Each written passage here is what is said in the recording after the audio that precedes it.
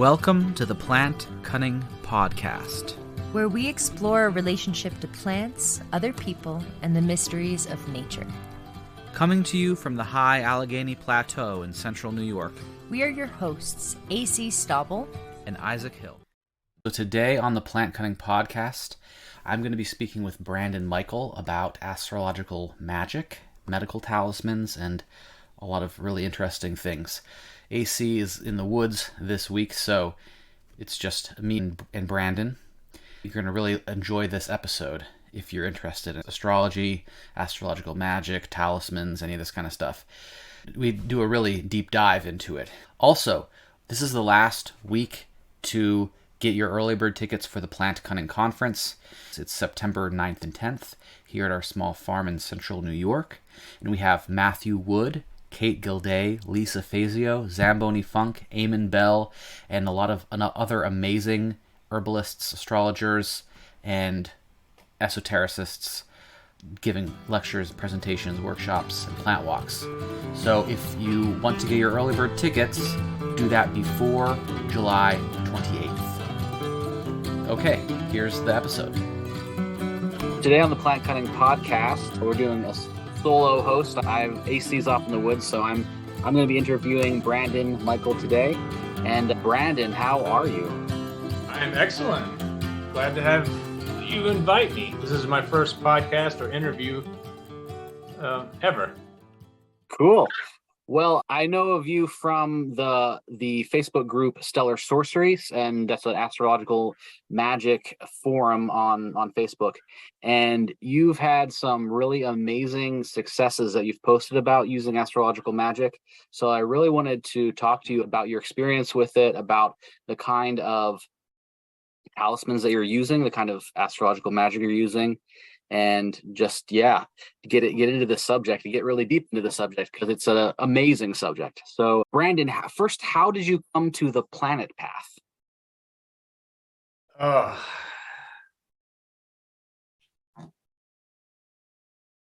When I got into Western Astrology was when I realized that I was traveling down the wrong rabbit hole. I was into archaeoastronomy. I had reached a point in my own practice. Sefer Yetzirah has been the book I've worked primarily with as a spiritual system for my whole adult life, the better part of 2 decades.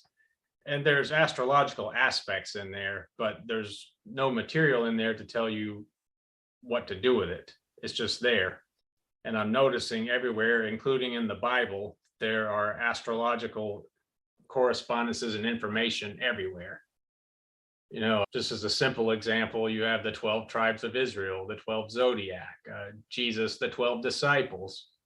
That one's right in your face. And the deeper you look, the more it becomes obvious.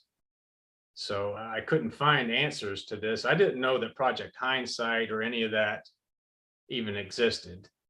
All I could find was modern astrology. The best that I could find was like Max Heindel and some of those, but even that wasn't really what I was looking for.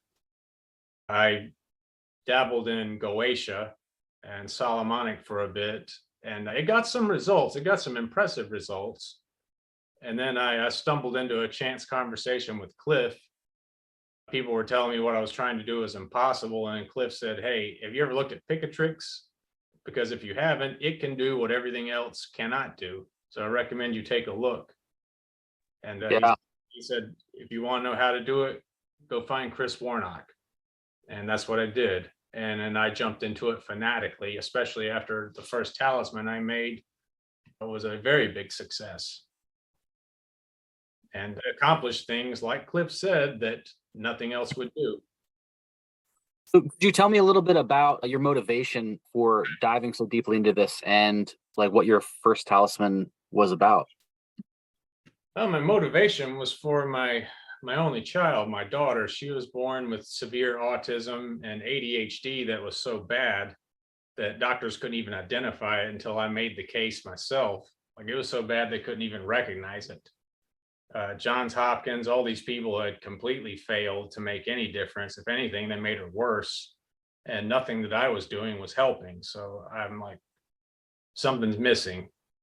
Go get out there and look. Stop being so secretive with this and keeping it to yourself. Go try to interact with people online, see what they know, because somebody must have something. And I finally stumbled into the Picatrix, and I started realizing that this is exactly what I've been looking for. This is the astrological piece of the practice I've been trying to find. Stuff like Goetia can be a little dangerous too. I mean, It's you know, I compare it to playing fetch with dogs in the house or playing fetch with wild animals in the house. If you're very careful and things go great, hey, it's wonderful, but things can also go easily wrong, and you can't blame them because that's their nature. You're the one right. you brought that animal in the house. You got reckless. So unless you're prepared for the backlash, leave them alone. I Yeah. still use it sparingly in emergencies if I can't do anything else. But generally, I just leave it alone. Yeah, it seems like the celestial hierarchies are a little bit more set up to help humans in a certain way, and they're a lot wiser. And They can also be just as dangerous if you make mistakes. true. If you make mistakes with a talisman, glaring mistakes, they will hurt you. Hmm. I've seen that myself. I've experienced it. My first harsh lesson was I was making one from a Sacred Book of Hermes to Asclepius. There's a list of decans in there for healing individual body parts. And I got sloppy. I was in a hurry. This lady I knew asked me for help with her teeth. So I used the third face of Aries. And I think I was in a rush. I was traveling. And so I just hey, this election looks like it'll work, but I was very sloppy and it was just within the range of combustion. I made it, sent it to her, and within days, her gums were bleeding. Ooh. Yeah, and I told her, all right, just take a hammer to it, break it, get rid of it. She did. Her gums stopped bleeding, but it didn't help her at all. So then I realized, yeah, you can get bitten if you make the wrong mistake, especially with the ascendant. Mm-hmm. So the other thing about astrological magic is that there's kind of a steep learning curve, and it's very complex. How did you navigate that, and how long did it take you to become competent at this system? It didn't take me very long. I've practiced mnemonics most of my life, which is using visualization to memorize large amounts of information. And in my day job, my paid job as an intelligence officer, it really comes in handy to memorize large amounts of information and keep it in your head. It really helped me make my career when I was younger. Yeah, how did you get into that? Because that seems like not very widely known about those sort of mnemonic systems these days. This all goes back to when I was a teenager. I was a hooligan, to put it lightly. I see. Anything but a spiritual person. I was a hooligan from hell, and I was in a car crash as a teenager. Me and my friend have both went out and got in a fight, beat a guy up really bad, and we had killed a bottle of Bacardi 151. You remember that stuff that was highly flammable? It was so strong. Yeah, I remember that. Well, on the way, a couple nights. On the way back, he passed out at the wheel. Neither of us are wearing seat belts, and his foot was on the gas, and he just keeps accelerating forward nonstop. And I'll never forget it. I'm looking at this embankment ahead, and he's just asleep, his head on the steering wheel. And I said, all right, you're going to die now. This is a really lame way to go. Here goes nothing. And then we hit the embankment. There's a loud explosion, a flash of light. And I find myself outside. I thought I went through the windshield. I thought I was going through the windshield. That's what everybody would think would happen, but I didn't. My head shattered the windshield, and I'm suddenly outside the car. I'm looking at the ground. I'm looking at the dew on the grass. I can see the moonlight glowing on it. I can hear the insects walking around and the crickets chirping. It sounded like a symphony. I'd never seen anything like it. It's nothing like the physical world. I didn't realize what had happened. but I was just looking at the plants and everything. It couldn't have lasted for long, but it seemed like forever. And then some light started flashing, and I wake up. So I remember while I was out of body and didn't realize it, and I turned and looked and saw the car. My friend started trying to turn it on. It made the lights flash, and I saw the windshield shattered and us inside. And then suddenly I'm back in it. And it turns out my head had shattered the windshield. His face was all torn up. He smashed the steering wheel with his face. We got out and walked home. I had hit the top of my head and shattered a windshield with it, and somehow did not go through. And some months later, I started having dreams, really weird, vivid dreams that started to freak me out. I remember the first time I really recognized it, I had a dream about these two cars crashing at a certain part of the road. I remember their colors and everything. It was a blue car and a gray pickup truck.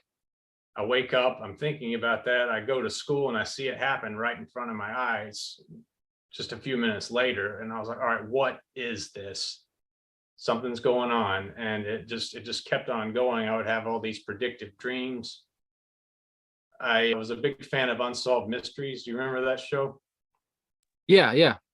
Robert Stack. I was a lifelong fan of that. And I remember seeing Project Stargate mentioned on there, that joint military intelligence CIA program that had been declassified, and the CIA was embarrassed because of the leak and they just disowned it. Like, yeah, we had this funded and operating for 20 years, but did absolutely nothing, and we're throwing it all away. Well, I started digging into whatever I could find with that. I joined the Army, and I went to the libraries we had, finally had good internet access because I grew up out in the sticks.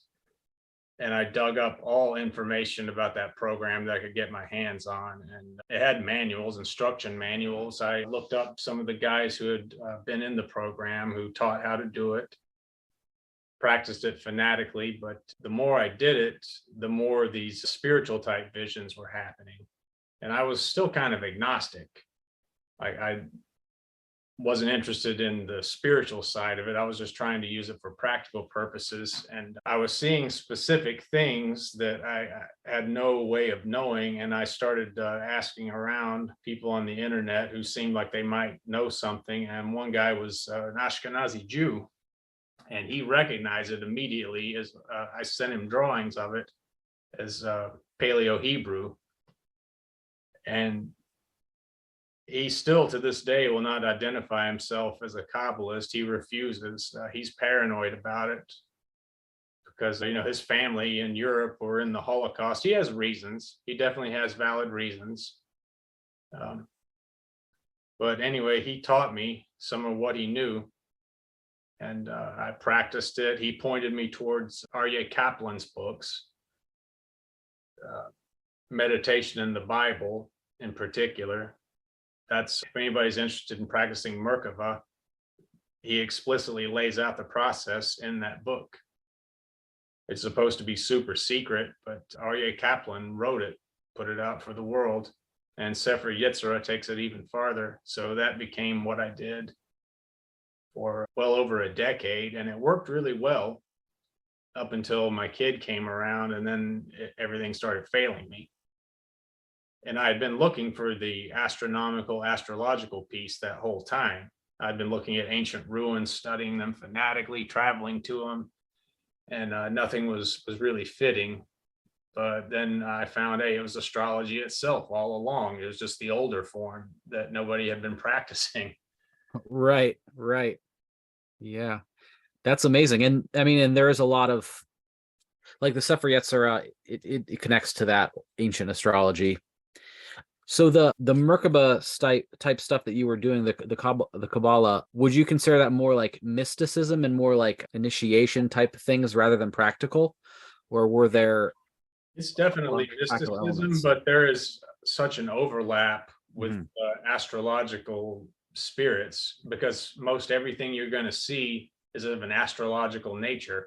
All these angels and these planes that you go into in dreams, they're astrological angels, but how to deal with them, that was what I was lacking, because I was approaching Mars completely unwittingly when he was in detriment and retrograde in dreams. And then, not all my experiences were pleasant. But I had no idea. I started applying rudimentary stuff. Like I learned the basics of astrology, and like I knew, okay, retrograde's bad. There's some things that you should avoid. So I would avoid those when I knew for sure that it was trouble, but it wasn't enough. So I just kept digging. I'd never given Kia Solomon an honest chance. And I gave Solomonic a try, and it was impressing me, but wasn't doing quite enough. And then I found out that Chris Warnock and some other people, a small group of people, had revived traditional astrology. I was completely oblivious to that until Cliff pointed it out.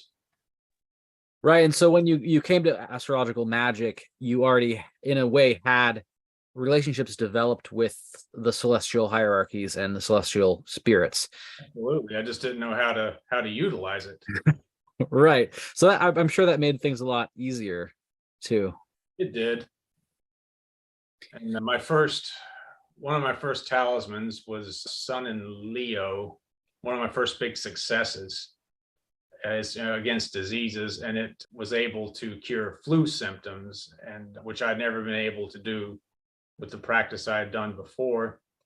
I made another one there's a guy that lives in Nigeria. They may as well have no health care. They're in such terrible situation out there. He was begging for help because his sister had this infection on her back that was gigantic. It was out of control and was eventually going to be threatening her life. And so I used a talisman at a distance, and within a day it disappeared. Wow. That's awesome. Okay, I'm able to attack bacteria at a distance, which wasn't a capability before. And he's on our board too. He'll probably talk about it if you ask him. These things did a lot to help his sister. And so I just kept going harder and harder, depriving myself of sleep, staying up as late as I can, reading, studying. When I went to Afghanistan, you can see how dog-eared and beat up this thing is. I kept this in my cargo. Nice. When the missions were down, when there was nothing going on, I broke that out. I read it fanatically. That's what I did in all of my downtime. I would be riding around in a Chinook, reading the Picatrix. Wow. I bet you're the only soldier doing that. Would you say, is that a common book? It's fair to say that, yes, I am the only person that even knew what that was, and nobody even paid it any mind. Right. Cool. Because people are reading about, the culture and history of the Middle East and Central Asia. Yeah. It's a normal thing. So if anybody asked, I was like, hey, I'm reading about the history of this region, and nobody got in my business. True. Yeah. So how long have you been practicing now since you got started? Astrological magic, about 6 years. Okay, cool. Yeah, and you've done some pretty amazing things. It seems what really interested me, especially about the kinds of things you're posting, was a lot of them are like medical talismans, basically, and that's something that a lot of people don't really focus so much on or even know about. Usually, people are looking for money or love. But healing is a really important topic, and these talismans can be very powerful. So what are some of the medical talismans you've made? Let me open up book 2, chapter 12. It's that third list of faces or decans. That strange one that doesn't seem to fit. There's the first list of faces, and there's the second. It says that they're Hindu. And there's that third one that's all sun in the face, and it gives a list of body parts using the Zodiac Man. It's very odd because this layout of the Zodiac Man doesn't match anything I've seen elsewhere. Like you have Taurus ruling the liver when normally everywhere else Taurus rules the throat. That's just one example. They're extremely complicated, and to find a good election, they're very rare. So when I find them, I make as many as possible, but they do work. The first one I was really interested in was for my daughter. It was for the head. She had been a chronic insomniac since birth. The vast majority of nights she woke up around 1, 2 in the morning, and this had went on for years. I made one with an election that was just barely suitable. It was enough, and it stopped the insomnia within a couple of weeks. So I just kept going further and further, and when someone I knew needed them, I would give it away or sell it or whatever, and they were working. I've got quite a bit of success with those. So are those your main go-to medical talismans, or are there other sets from other books? Those are, if I already have them for emergencies, then yeah, that's my go-to. Like I just sent you the video that Kenny said, hey, feel free to show anybody, of his father-in-law. He had a severe stroke just 5 weeks ago, and I got 2 of those Aries head talismans from 2 different elections to the hospital. And within 3 hours of him getting them, he started moving his limbs and speaking. And 4 weeks later, he's taking steps down the hall. He just keeps improving. I mean, his situation was hopeless before that. But sometimes those are not quite enough either. You do have these people who are plagued by stuff their entire life. It's deep rooted, and you can affect it, but it's never enough. So I read Ibn Qura a lot, David Ibn Qura. And one thing that kept sticking out in my mind was something he wrote about how if you understand the principles behind these 7 talismans, you can apply it to anything. And he mentioned in several places, as does the Picatrix, the natal ascendant degree. If you know that, you can do amazing things. And I noticed that from the get-go. So I had my daughter's birth time, always studying it. I compared it to Lily's medical diagnostic criteria, the medieval Arab astrologers. Hers fit it perfectly, fit it to a T. And I found a suitable election for her about 5 years into the future. So I patiently waited. And along the way, I started doing it for other people just to test it out, see how it did. And it did amazing. Trudy talks about it on the board a lot. Like, it reversed her whole life the day I made it. Amazing. So there's a lot of different directions I want to get into, but so with this technique, you're using the ascendant degree, then you have to have the correct ascendant degree. I've heard that a lot of people write down the birth certificate. It's up to 15 minutes late. It can be hard. Sometimes you have to rectify. But so what are you doing to the ascendant degree? Are you putting Jupiter on the ascendant, or trining it, or how are you using it, and how are you electing that or constructing that election? Well, first, you've got to consider the fact that when you use that exact degree, your options are severely limited. So a lot of times you have to work with what you got available within a reasonable amount of time, because a lot of people are begging for help as soon as possible. When you're in pain, a day is an eternity. So the first thing I do is I look for the Lord of the Sixth. That's usually the big one. L1 and L6 doing some messed up things when they're afflicted. You just put those, a simple solution is put those in better condition. Make a talisman with that degree. And this book right here, this is an English translation that Chris Warnock publishes, Astrological Optics. It's an English translation of an older source called Astrolabium Planum. I believe Abu Mashar wrote it. It's 360 individual images for every single degree.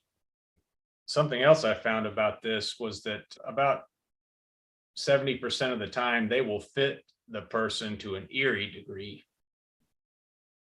And very. so maybe that's even a way of rectifying It is. too. I've done that before. I Yeah. keep that 15-minute margin of error in mind, and somebody will tell me their birth time, and I will dial it back 1 degree and be like, this image right here fits you perfectly. It fits your condition, the very problem you came to me for help with. Like one of them that stands out in my mind is someone I grew up with has multiple personality disorder. And that image was a person with 2 heads with multiple minds. Oh wow, that's amazing. So that's definitely a must-have book for the astrological magician. Absolutely. It's a miracle that this thing survived and that we have it now. We are very, very fortunate to be living in the time that we are. We have to do a lot of the legwork, but we have the resources finally. There's a Yeah. few dedicated people out there, like Chris has done immense things for this. And then you've got Ben Dykes and those people from Project Hindsight putting out the medieval and the Hellenistic sources. So we got a lot of blanks to fill in, but the resources are there.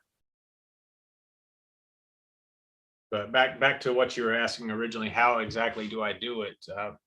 Lord of the First and Lord of the Sixth are usually the biggest culprits, but there's also the Zodiac Man, which is another chart within the chart. I've also used that. You start with, you're at least familiar with it, I'm sure. Yeah. The Zodiac Man. You start with the ascendant degree, and that's 0 Aries, and then you divide up the chart. Second house, even if it's Capricorn or whatever, that becomes Taurus. That's the neck, and then Gemini, the shoulders and arms, and so on, all throughout the chart.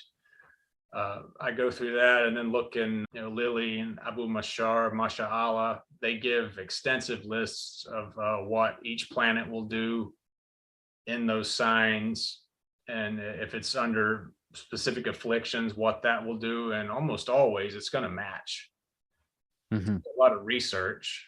I'm far from an expert on this. Each and every one of these requires extensive research and time, but I'll identify those root problems, those planets. It's usually 1 or 2, and then I will put them in a better position in the chart without those afflictions. Keep the natal ascendant the same, and I'll use that image from the book I just showed you. If it's an image that's negative, showing them with a disability or whatever, I'll change it up. I'll change it to something more positive, and I've come to use Aaron's blessing, the priestly benediction from the Book of Numbers, as the petition. I'll engrave that in Paleo Hebrew, and then a couple of petition words above that, put their name on it, the ascendant sign, the ruler of the ascendant, and so on, as Ibn Qura instructs. And I've had very good results with those. That's what I did with my daughter. That's what I've done with several other people. And it's accomplished things that nothing else could. Yeah, that's amazing. And so you're changing the image. Sometimes. Okay. If it's something like one in particular was a person running themselves through with a sword. Right. You don't want to. This person will be their own destruction and own self undoing. And this guy he had all kinds of personal problems, alcoholism among them. I'm like, man, this fits you to a T. So I changed the image to him holding the sword out, holding it up instead of running himself through it. Because I thought, hey, if you make this thing with it running himself through the gut, it may make his problem worse. Yeah. That's it's very true. You don't have to. You don't have to use those. I did some research on what they did in the Ottoman Empire with astrological magic. The nobility had a staff of astrologers. Each and every time their children were born, they kept careful time of the ascendant degree, and as soon as possible, they started making images of those kids under favorable charts. And you can't argue that the Ottoman Empire didn't thrive. Yeah. It was a global power for centuries. it was only World War I where they finally had their downfall, and there's still nothing. Turkey is still nothing to scoff at. True. Yeah, I mean the Ottomans. Well, I mean they took down the Roman Empire. What was remaining of the Roman Empire? Yes, they did. I take it you read my article about Mehmet. Yeah, could you share with our listeners a little bit about how the Ottoman Empire used astrological magic to take down the the Roman Empire? Well, first of all, I mean, before I even talk about what he did, Mehmet, it looks like his birth was deliberately timed to where he was born under, his ascendant was Aries, and the sun was in the 18th degree of under the degree of exaltation, 18 Aries, or 19th degree, depending on if you want to start with 0 or 1. But that was his birth chart. I've looked throughout historical records, and that was his birthday. The sun was in that degree. So it looks like they timed his birth and induced labor for him to be born under that, to be born a conqueror. And anyway, nobody had taken down Constantinople in over 1,000 years. The Huns tried and failed. The Mongols, I mean, these people who just flattened everything in their path, they got there to those walls that was designed by Theodosius to be indestructible. It did its job. The only time anybody ever breached those walls was during the Fourth Crusade, when Christians decided they were going to go fight Egyptians. But along the way, somebody said, hey, forget that. Why don't we just go rob these other Christians? They're Eastern Christians, not good Western Catholics like us. So let's just go pillage them. And the leadership in Constantinople at the time was so piss poor that the people in the city let them in because they wanted rid of their own leadership.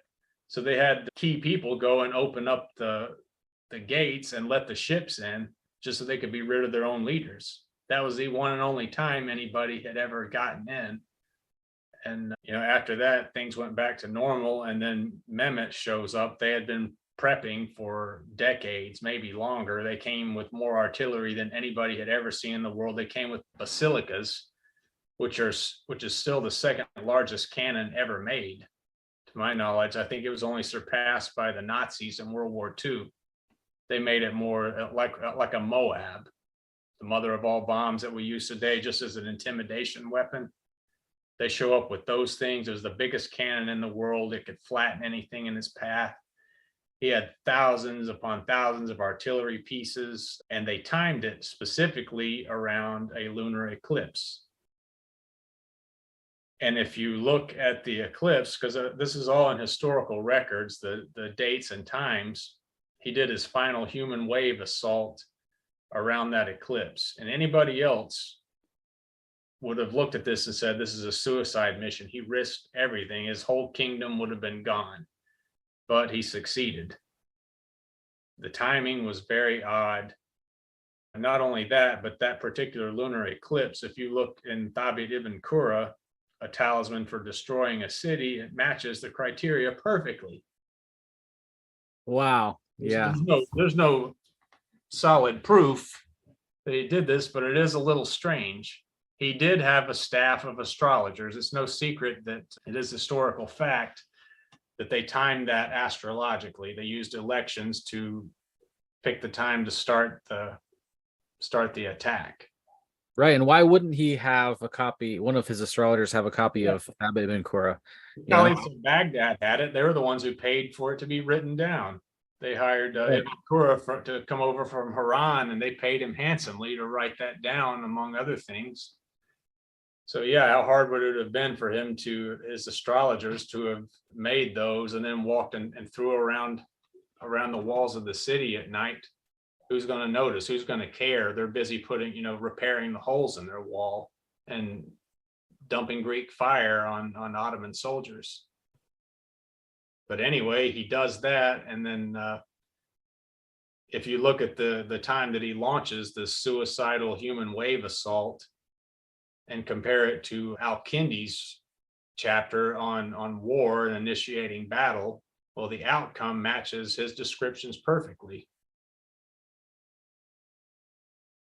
Down to the last detail. So is that coincidence? Yeah, probably not. I mean, I think a lot of people these days don't realize how important astrology is and like has been in the history of the world. I know Like, what it could do. I mean, at the time, you got to think, if you were an astrologer and you got a job for the king and you failed, you were dead. Because as I wrote in the article, Mehmet had one of his admirals flogged half to death, stripped of all of his money, rank, exiled for failure.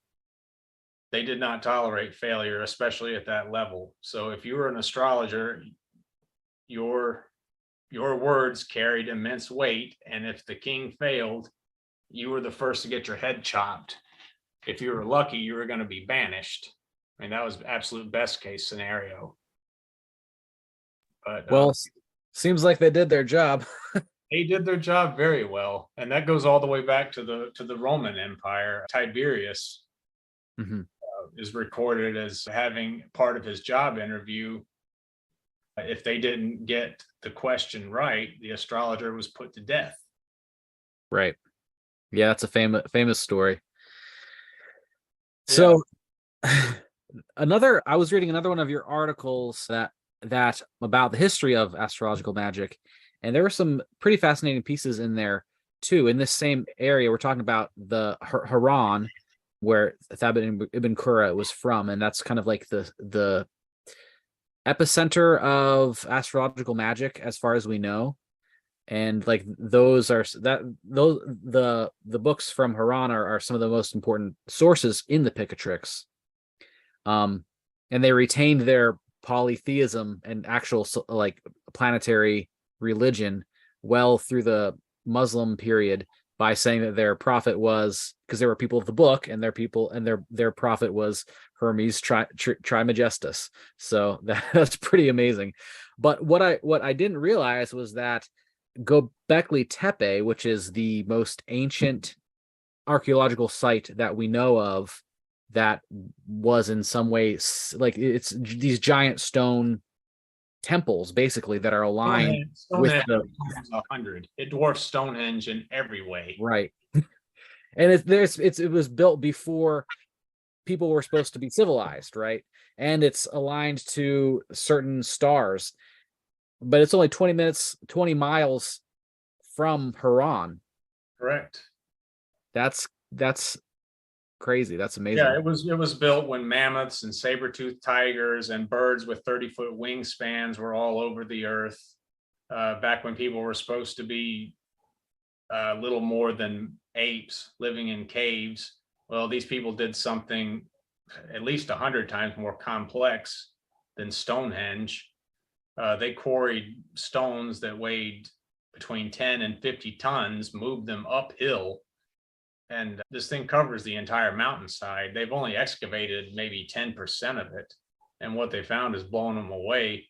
The sculptures in this thing is done in high relief, which means they chipped away around the sculpture so it looks like it's coming out of the stone. It's the most difficult form of sculpting that you can do.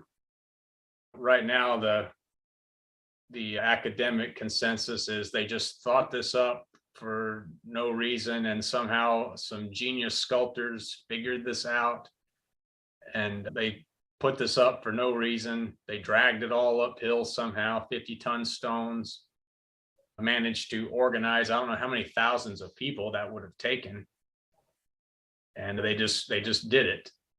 And then all of a sudden agriculture is invented all around it. They're finding remains of farms all around.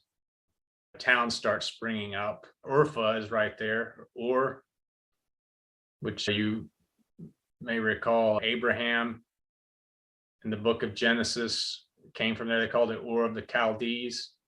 And then he went to Haran, where if you read the book literally, you read the Hebrew literally, it says that he made spirits and took them with him to Canaan.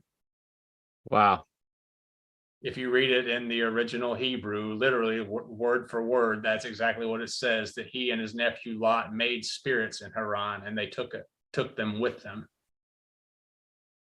Yeah. And that's the foundation of all of the Abrahamic faiths, right? Yeah. So what does that mean? Nobody really wants to Yeah. answer that one. Yeah. Not these days. But yeah, those are some amazing details that we just don't even that are overlooked. And it seems like this system of astrological magic really does go back a long way to the beginning of since before recorded history, obviously. But there also seems to be a connection with recording, right? Because language itself is connected with the stars and time itself, how we reckon time with the clock 360 degrees in a circle. That's because of the sun and the moon. It gave us And numbers. It gave us math. right. That's exactly what it did. It really gave us everything. It drove civilization forward, no matter how you try to look at it. It was the stars. Yeah. You saw in my article, writing itself looks like it came from the stars too. The letters, the shape of the letters were images of star clusters. And it caught on easily because everybody could see those same star clusters. Those, no matter where you're at in the world, the certain stars will be brighter than others, and it's going to come out a certain way that everyone's going to recognize in a generally similar way. So Yeah, and some of them are downright freaky, like major. In North America, among the natives, there's a lot of people who have that as the great bear. It does not look like a bear. A panther or a mountain lion or something with a long tail it has, and the Ursa Minor. There is no way that you're going to see a bear out of those, but they did, and so did people in the old world. And it's so, and one of the things that, like, for instance, Gordon White has a book called Starships that I think comes along similar lines, and for me was very interesting too. And one of the things he talks about there is how that there's got to be a common history for that. I mean, you talk about Hamlet's Mill also. I think Hamlet's Mill gets a little reads a little too into it, maybe, but it's still there's some pretty important points that are made. That if you have, for instance, if you have Ursa Major being seen as a bear all across the world, it's got to go back to a common ancestor. Either that, or when people stared at those stars long enough, shamans looked at them long enough, they somehow managed to speak to people all over the globe in the same way, put something in their mind.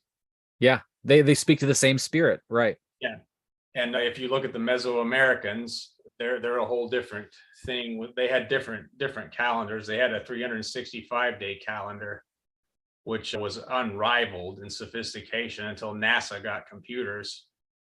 Chichen Itza, if you ever go there, that has 365 steps, and it's oriented to the solstice and equinox, to where on the vernal solstice, the stairs will form only on that day when the sun rises, the stairs will make a slithering snake body to connect to the snake head at the bottom. And their numbers, from what little records we have, were the same. 7 was a very important number to them. They were thinking along similar lines. There were noticeable differences, obviously. Right. But it is a bit strange that they made their pyramids oriented to the 4 directions so perfectly, the solstice and equinox. They had a planetary religion too, as well as chthonic. They had a blood cult going on, but their biggest blood fest was at least when the conquistadors arrived, was the Aztecs having a big murder fest on certain days for the sun, sacrificing thousands of people. So yeah, it was gruesome, but it was an astrological religion. Right. But a totally different frame of mind, worldview. But very interesting. And it does goes back to that point that, like, even if we don't see it in contemporary industrial Western society, all of everything that we have is actually founded on the stars. Yep. And tapping into them seems to be extremely powerful if you know how to do it right. Yeah. And so you're saying you get about 70%, 8 to 80% accuracy with potency with the talismans that you You do? Yeah, about 70% overall. It really goes by a 1/3 rule. 1/3 is going to hit like something right out of a storybook. It's going to Hmm. be instantaneous, Miraculous.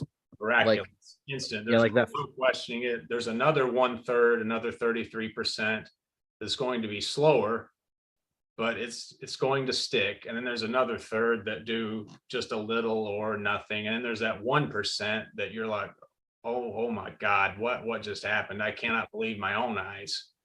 Uh-huh. So, what do you think the factors are in making a very successful talisman? Do you think that your level of consciousness is important? Do you think that the materials that you're using are important? Yeah, the And materials are definitely important. I have been in situations such as Afghanistan when I was out there when COVID started its spread and they locked the entire planet down. Our supply lines were cut off. I mean, we couldn't get aspirin. wow. Scavenging for aspirin or anything I could find, and all I had was the materials I brought with me and what I was able to get from the locals before they just cut everybody off. I had lots of lapis lazuli because Afghanistan is full of it. You'll find the most beautiful lapis just laying around on the ground like it's nothing. The locals, I have a brick somewhere that I'm saving for a special occasion. I paid him $10. He was only wanting 5, but I was like, no, here's an extra 5, man. This is so beautiful. It's the size of a garden block, and it is the most perfect lapis you've ever seen. So I had a lot of lapis, a lot of brass, and there was no way I could get much else. And I wasn't going to stop just because I couldn't get more material. So I went along with the elections I had planned, and they worked. But when I got home and could access better materials, they do make a difference. I started studying lapidaries like Albertus Magnus. Mhm. I got the Peterborough lapidary.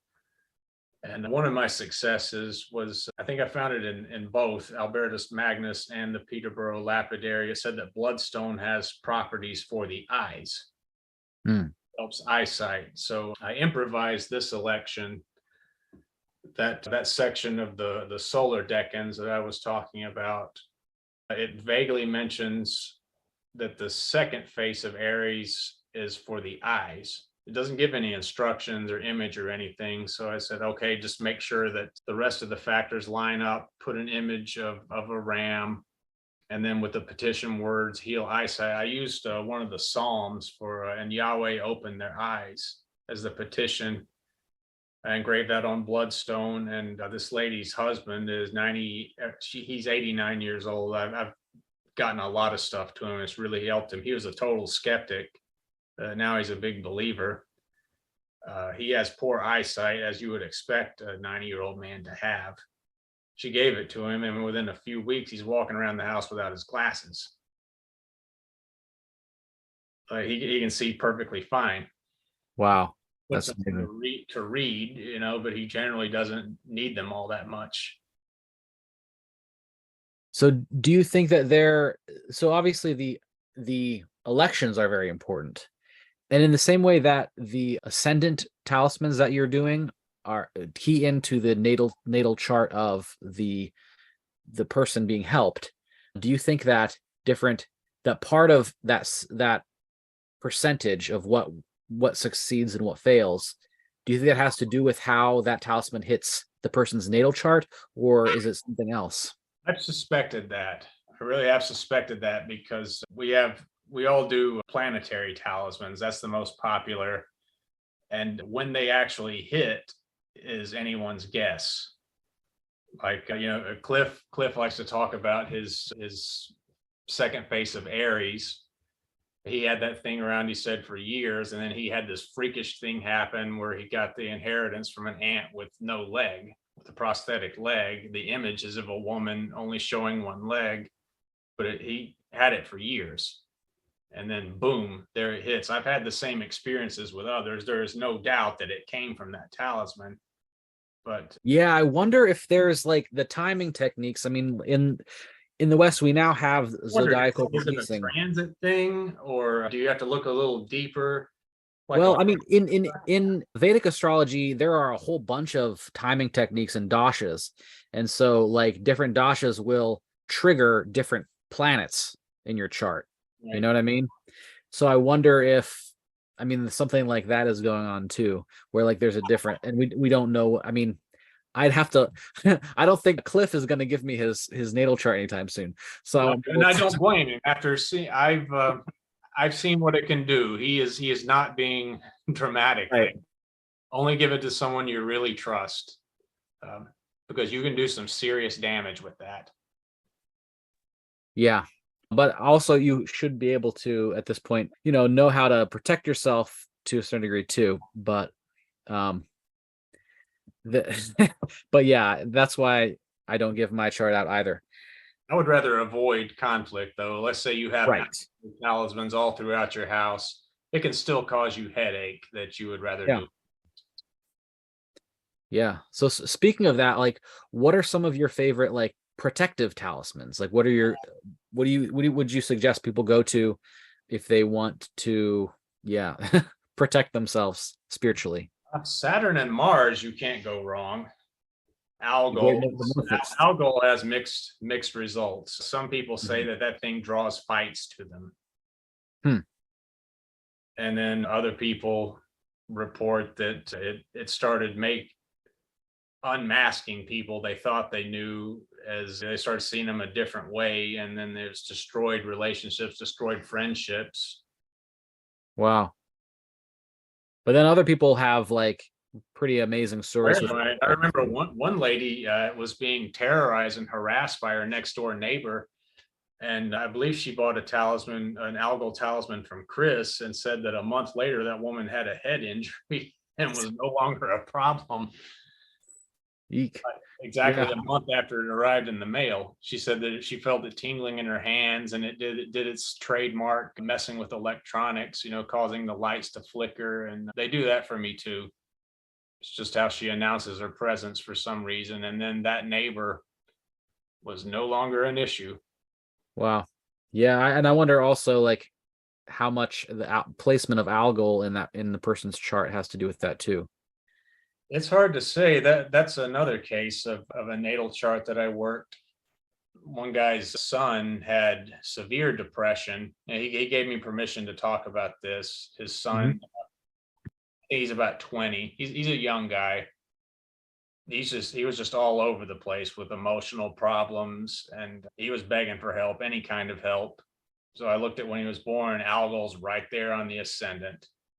So I go digging into Abu Mashar, Masha'Allah, anything for a remedy, like what, and I couldn't find anything to remedy Algal on the ascendant. So I used Venus. I got Venus far enough away from Algal, but still have it around his ascendant to have a strong effect on him, a good moon aspect, a good strong moon aspect with reception. And the day he got the thing, he said his personality just changed for the better, and he's still fine. It's like a total 180.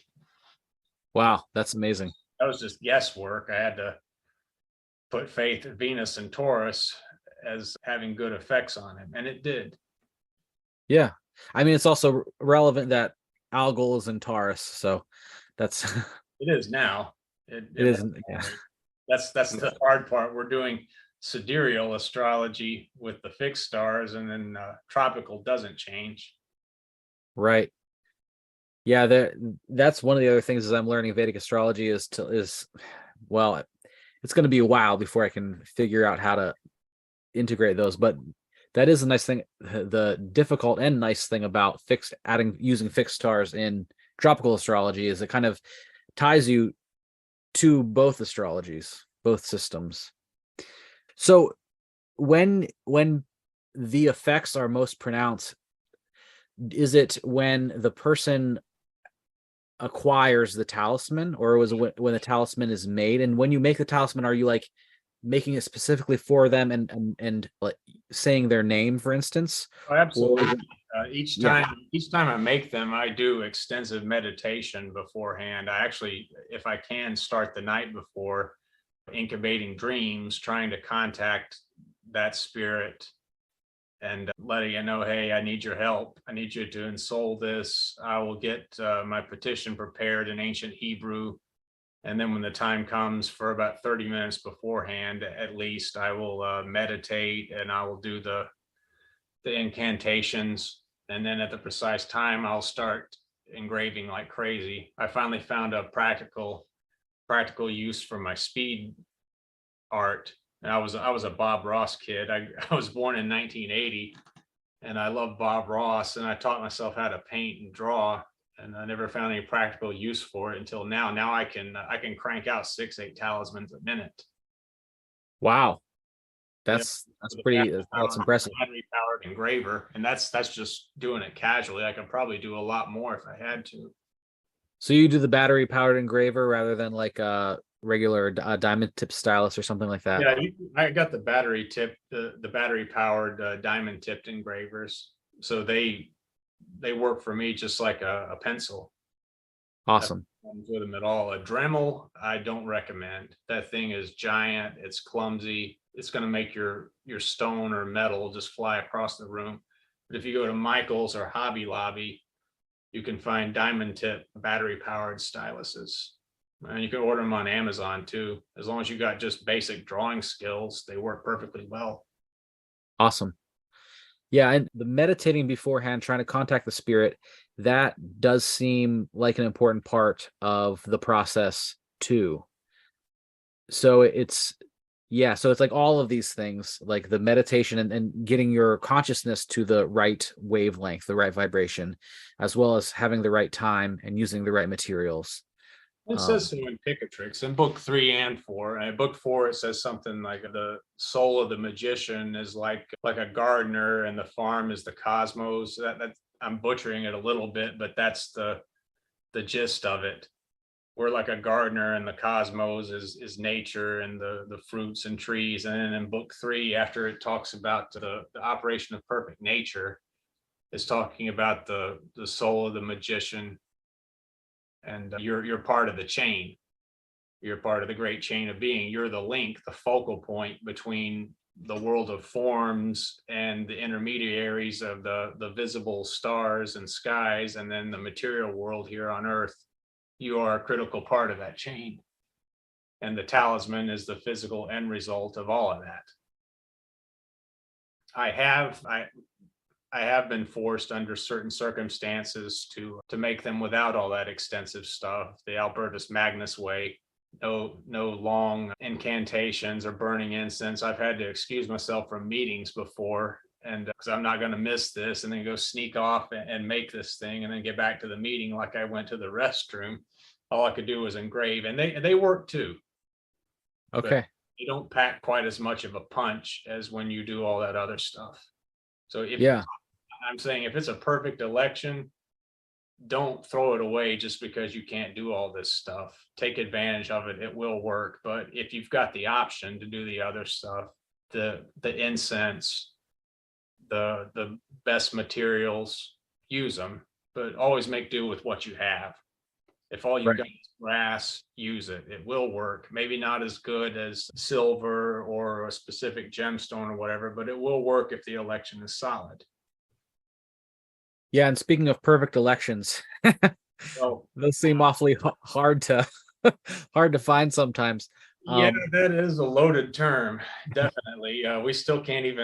Everybody still can't agree on what a perfect election is, besides the thema mundi, which is impossible to even happen if you look closely. Right. Yeah. The planets actually can't be in that position. Yeah, I describe it as pick your poison. Really, you're going to have your malefics, you're going to have your problems.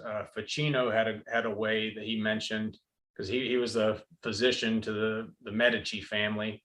Right. He said a good way to suppress their effects is to put them in the cadent houses, weaken their unless they're a significator, because he has a lot of medical uses for his talismans, and Mars and Saturn were among them. So if you want to suppress their effects, make them weak, unaspected, put them in cadent houses. And don't do something like put them on the descendant. That can cause problems, I found, especially if you've got a planet in the ascendant and it's directly opposing. It will cause problems. Right. Well, yeah, you don't want Not the only you one don't that found that out.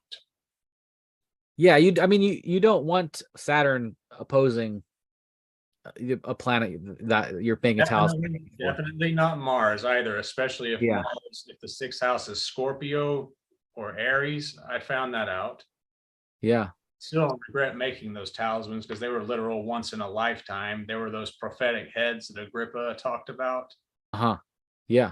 Everything lined up except Mars was right there on the descendant in Scorpio. And I said, hey, I'm only going to live once, whatever. I made them. I love them. I still love them right now. I sleep with one of the statue heads beside my bed. But less than a week after I made them, we all got COVID. We got the Omicron variant. It wasn't especially brutal, but still, it was a reminder that, hey, it could have been worse. It's kind of weird timing. Yeah. Yeah. Yeah, but that does it that gives a little bit of hope too, because there are so few chances to have really good elections, and sometimes you just have to live with a little malefic action. There's definitely risks a lot of times. Yeah.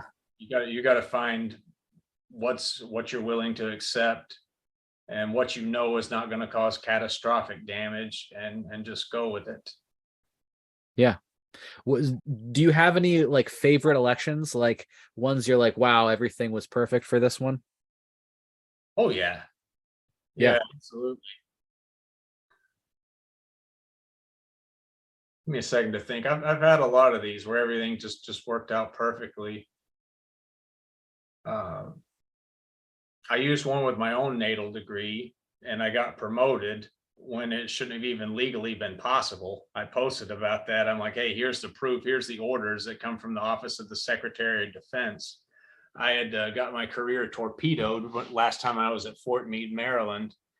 And I went to Afghanistan just as a last hurrah. I wanted to, I like that kind of stuff. And my career was toast. It was done. Everybody knew it. It was no secret. And I made that talisman that Ibn Qura wrote for honors and wealth. And within a few days of making it, I got the idea to write a letter to the president of the promotion board telling him why I got torpedoed, of all the illegal stuff that I was forced to participate in and refused to go along with. And I kept my mouth shut to protect a lot of other people so they wouldn't get handcuffed and prosecuted. I made sure everybody else was safe before I wrote this, and nobody could be in trouble. I sent it to them, and then they made a few calls to people they knew could verify it. They verified it. They sent it up to the Secretary of Defense's office, and I got promoted with 2 years of back pay. Wow. And sometimes that's how magic works too. When the spiritual realms, it's moving through the planes, so you have the idea. The idea is inspired. This was enough that, I keep this very, very private. I never Yeah. thought I would be on the internet one day talking about this. I am extremely, extremely secretive about my life, and especially about this. Yeah. People in my unit started asking me, like, are you into voodoo or something? What the hell was that about? What just happened there? No, not voodoo, something better. Yeah, I was like, oh, I'm not into voodoo. Wow. Not totally wrong. You're just looking at the wrong region, wrong religion. Yeah. So before we wrap up, do you have any advice for people getting into astrological magic? And also, can you point people to where to find out more about you? I've got a website I just started up. It's in its infant stages. It's called cosmicartifacts.com. I've got hundreds upon hundreds of talismans that need a good home. They're in boxes around my house, not doing anybody any good. So please, if you go to that website, be patient with me as I continue to inventory them, write up the descriptions, take photos. There will be a lot of them. They're very, very reasonably priced. And if they've been tested with other people before with successes, I will annotate that. Most of them have. The vast majority I put up there have been tested with other people successfully. Price range, unless the material was an outrageous price, they're very low. I also put up articles I write for my own enjoyment about history, little tidbits of history I find that I think people in this community would like to know, shed more light on its origins. As far as people just starting out, go to Chris Warnock's website, sign up for his course. There's nothing else like it. I'll second that. Yeah, everything that I've just talked about here, using the natal degree, Ibn Qura, all that's covered in his course. It's in the later stages because it's among the most difficult, but he tells you, do your own research, cite your sources, think outside the box. He's a very, very good teacher. I mean, yeah, I couldn't have asked for anybody better. So do that course and follow the guy's advice. Keep reading. Don't just find someplace and stop and rest on your laurels. Keep reading, keep looking. Own your failures. That's the other thing that people don't do, and it doesn't do them any good, is they won't take ownership of their failures. If you do something and it doesn't work, well, don't mince words. It failed. Find out why it failed. And that's the only way you're going to find a solution, is if you acknowledge that it failed and then look for another way. There's another way out there. Yeah, that's how you learn. Yeah. I fail all the time, and I spend more time looking at my failures and studying them and learning more from those failures than I did just by hitting net over and over. When you do that, you get an ego and you start thinking that, hey, I'm great at this. You'll never progress, and you'll also get sloppy. You'll get complacent, and you might make a mistake. Yeah, and then it's a big failure and you don't know how to deal with it. Yeah, and then you've got a big mess to clean up. Yeah. Well, that's all really great advice. And this has been an amazing conversation, Brandon. I'm really grateful that you were on the show and shared all this. Yeah. Well, thank you for having me. Of course. Yeah. Okay, cheers.